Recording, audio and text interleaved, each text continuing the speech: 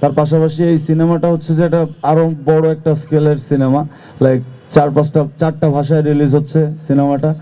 আর এটা কিন্তু অ্যাকচুয়ালি মানে কোনো বাংলা সিনেমা না, তাই না ভাই? এটা এটা এটা বাংলা সিনেমা। আমি শুনছি যে এটা মানে বলিউড সিনেমা, মানে বা ইন্ডিয়ান সিনেমা। হ্যাঁ, মানে ইন্ডিয়া আর বাংলাদেশের, ওকে। তো যাই হোক, মানে এত বড় স্কেলের সিনেমায় গান গাইতে পারা পরে আসলে প্রত্যাশা কি এটা অডিয়েন্স বুঝাই দেবে আমাকে, বাট মানে এক্সপেকটেশনের থেকে স্যাটিসফ্যাকশন অনেক বেশি। Thank you. অলরেডি গানটা গাইতে পেরেই আমি অনেক স্যাটিসফাইড।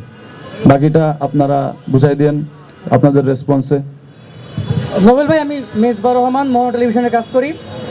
দীর্ঘদিন পরে বড় ক্যানভাসে ফিরে আসা, শাকিব খানের মতো স্টারের সিনেমাতে গান গাওয়া, দর্শকদের কাছ থেকে সাড়া কেমন পেয়েছেন, নিজের ফ্যানদের কাছ থেকে? এখনো তো মানে গানগুলো মানুষের সামনে আসেনি ওইভাবে আর কি, মানে প্রপারলি রিলিজ হয়নি। তবে এই যে যে আমি গান গাইছি, এটা আমি আমার বাবা মাকে যখন বলছি তারা অনেক খুশি হয়েছে। আমার যারা আত্মীয় স্বজন তাদেরকে যখন বলছি তারা খুশি হয়েছে, বন্ধু বান্ধব খুশি হয়েছে, ছোট ভাই ব্রাদার খুশি হয়েছে। সো কথা হইতেছে যে যারা আমাকে ভালোবাসে তারা কিন্তু সবাই খুশি হয়েছে।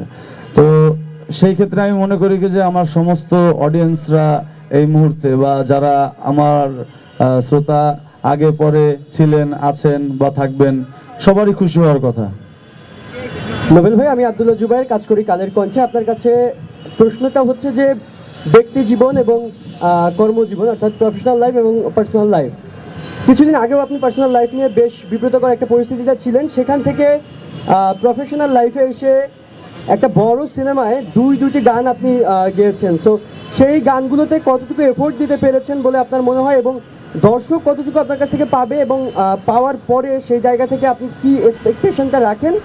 আপনার পরে আমি প্রশ্ন করব, নতুন যে নায়িকা মামুন ভাই পরিচয় করে দিচ্ছে, তার কাছে শাকিব খানের মতো যাকে এখন মেগাস্টার বলা হচ্ছে, সেই মানুষটার বিপরীতে কাজ করার অভিজ্ঞতাটা কেমন, এবং কতটুকু সাহস সঞ্চার করে আসলে কাজটা করতে হয়েছে, সেটা তার কাছে আমার প্রশ্ন। কি বলবো ভাই, প্রশ্ন 4-5 জন মিলে। আমি একটা কথা আপনাদের কাছে রিকোয়েস্ট করতে চাই, সেটা হচ্ছে যে আমরা এখানে দরদের প্রোগ্রাম এসেছি, তাই তো? কোশ্চেনগুলো আপনারা যদি দরদ রিলেটেড করেন সেটাই আমরা খুব খুশি হব। পার্সোনাল লাইফ নিয়ে আমরা পার্সোনাল ইন্টারভিউ করব, সেটা বেটার, তাই না?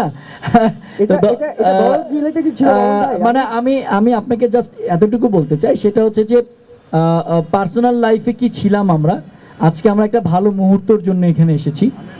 তো সেই জায়গাটা থেকে এতটুকুই রিকোয়েস্ট, যা জানার দরদ রিলেটেড জানাবেন বা জানার চেষ্টা করব, সেটা আমাদের জন্য ভালো। কি মনে করেন? আমার মনে হয় আমি যদি ভুল না থাকি। অবশ্যই, কিন্তু তার কাছে প্রশ্নটা দরদে। আর মেইন কথা হচ্ছে কি ভাইয়া, দেখেন এখানে এত বড় একটা সিনেমা রিলিজ হচ্ছে, এত বড় একজন নায়কের, এত বড় একজন ডিরেক্টর পাশে বসা, সেখানে আসলে আমার মতো ক্ষুদ্র একটা মানুষের পার্সোনাল লাইফ সম্পর্কে প্রশ্ন করাটা আসলে একটু মানে কেমন একটু দৃষ্টিকটু দেখায় বা ফানি দেখায় আমার কাছে মনে হয়। সরি যদি আমি আপনাকে অফেন্ড করে থাকি, বাট আমার কাছে এটাই মনে হয়, কারণ এখানে দরদ, এখানে শাকিব খান, অনন্য মামুন, কোথাকার কোন নোবেল, তো তার পার্সোনাল লাইফ নিয়ে কে জানতে চায়? এটা জানতে চায় না।